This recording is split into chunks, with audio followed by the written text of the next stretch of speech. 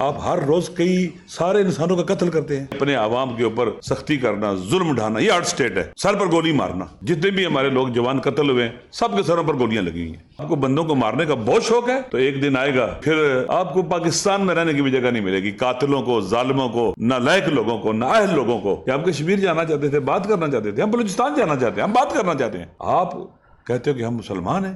مسلمانوں کو تو کہا گیا کہ وَشَاوِرْ فِي الْأَمْرِ، مشورہ کرو آپس میں۔ اس ظلم کے آگے کھڑے ہوں، اس ظلم ریت کی دیوار ثابت ہوگا اگر آپ کھڑے ہوں گے تو۔ بے گناہوں کو جیلوں میں ڈالا ہوا ہے آپ نے، ملک کے جوان بچوں کو جیل میں ڈالا ہوا ہے آپ نے کہا آپ یہ لکھ کے دے دو کہ ہمارا عمران خان کے ساتھ کوئی تعلق نہیں، ہم باہر آ جاؤ گے۔ انہوں نے نہیں لکھ کے دیا اور ہمارا سلام ہے ان کو۔ جیسا کہ آپ سب جانتے ہیں کہ ریاست کی سب سے پہلی ذمہ داری حکمرانوں کی لوگوں کی جان، مال اور ناموس کی حفاظت ہے۔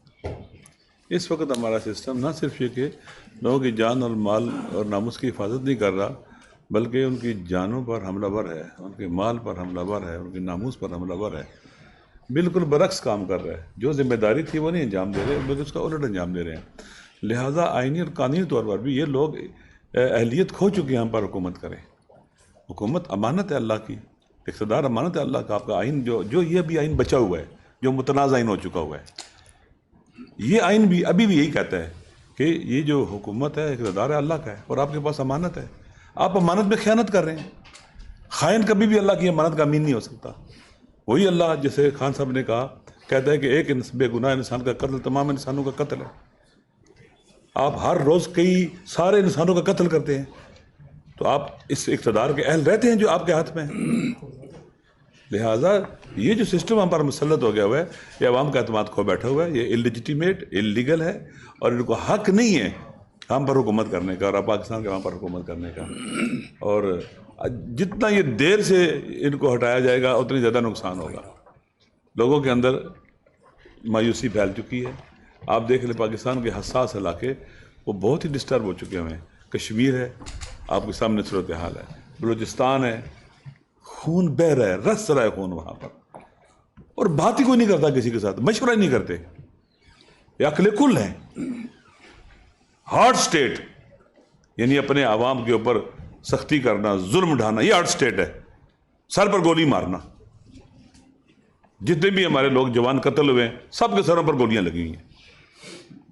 تو یہ کس طرح سے چلائیں گے آپ کو بندوں کو مارنے کا بہت شوق ہے تو ایک دن آئے گا کہ پھر آپ کو پاکستان میں رہنے کی بھی جگہ نہیں ملے گی۔ قاتلوں کو، ظالموں کو، نالائق لوگوں کو، نااہل لوگوں کو جو ہم پر مسلط ہے، عوام کی مرضی کے خلاف، پاکستان کے آئین کے خلاف مسلط ہے۔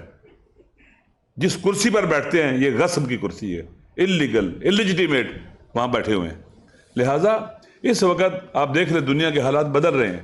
کب تک یہ سلسلہ آپ چلائیں گے؟ کب تک لوگوں پر ظلم و ستم کریں گے؟ کب تک یہ ہم اپنے بچوں کا خون پائیں گے؟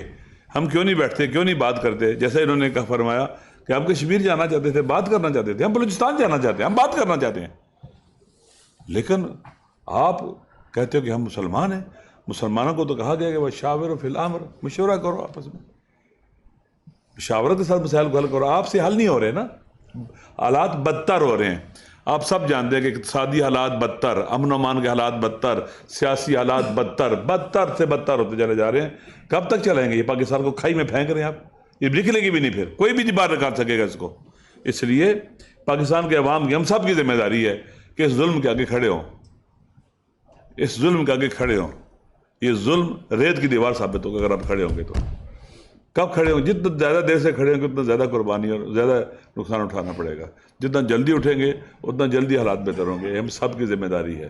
بے گناہوں کو جیلوں میں ڈالا ہوا ہے آپ نے، ملک کے جوان بچوں کو جیل میں ڈالا ہوا ہے آپ نے کہا آپ یہ لکھ کے دے دو کہ ہمارا عمران خان کے ساتھ کوئی تعلق نہیں، ہم باہر آ جاؤ گے۔ انہوں نے نہیں لکھ کے دیا اور ہمارا سلام ہے ان کو، ان کی استقامت کو۔ جوان مرد ہیں وہ لوگ۔ ہزاروں بچے آپ نے اس قوم کے بیٹے، اس وطن کے بیٹے آپ نے جیل میں بند کیے ہوئے، اور پھر مسنگ پرسن تو ہم نے اٹھائے ہوئے ہیں، جن کی مائیں، بچے، بہنیں گھر انتظار کر رہی ہیں، بعض کی مائیں مر گئی ہیں انتظار کرتے کرتے۔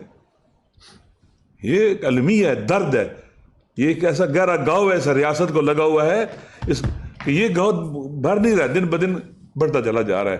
لہٰذا ہم سب کی ذمہ داری ہے، آپ کی جن پر پیکا ایکٹ لگا ہوا ہے، ہم سب کی ذمہ داری ہے کہ اس وطن کے لیے آواز اٹھائیں، نہیں تو جیسے محمود خان صاحب کہتے ہیں کہ میرے خیال میں جب یونائٹڈ نیشن کا ادارہ بن رہا تھا اس وقت 66 ملک تھے، 66 صاحب کہہ رہے تھے، ابھی کتنے ہیں؟ 210۔ یہ ملک ٹوٹے ہی ہے نا، بنے ہیں نا، کیا پاکستان نہیں ٹوٹا ہے؟ کیوں ٹوٹا ہے؟ عدل و انصاف نہیں تھا، ظلم تھا، زیادتی تھی۔ 1970 میں الیکشن ہوتا ہے دسمبر میں، جب تک پاکستان ٹوٹتا نہیں ہے پارلیمنٹ کا اجلاس نہیں ہوتا ہے، عوام کے مینڈیٹ کو تسلیم نہیں کیا، پاکستان ٹوٹ گیا، واللہ کبھی نہیں ٹوٹتا یہ۔ اور کسی کو سزا ملی ہے پاکستان توڑنے کی؟ کسی کو افسوس ہے پاکستان ٹوٹنے کا؟ ابھی 16-17 دسمبر آیا، کوئی سوگ منایا گیا ہے، افسوس کیا گیا ہے، کوئی گفتگو ہوئی ہے، کوئی ڈائلاگ ہوا ہے، کوئی بات ہوئی ہے؟ باقی ماندہ پاکستان بھی، اس کا بھی وجود سخت خطرے میں ہے۔ بہرحال ہم سب کی ذمہ داری ہے، ہمارے جو لوگ بلوچستان میں مارے گئے ہیں، ماؤں کے بچے مارے گئے ہیں، یہ ساتھی، یہ لوگ جن کو مدد نہیں کی گئی ہے، واقعاً یہ ایسا جرم ہے جو ناقابل بخشودنی ہے۔